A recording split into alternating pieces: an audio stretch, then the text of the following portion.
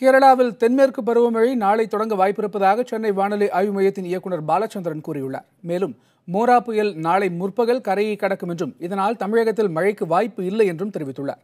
மழையின் அளவை பொறுத்தவரையில் கடந்த 24 மணி நேரத்தில் அதிகபட்சமாக அறந்தாங்கியில் 2 சென்டிமீட்டர் மழை பெய்திருப்பதாக அவர் கூறினார்.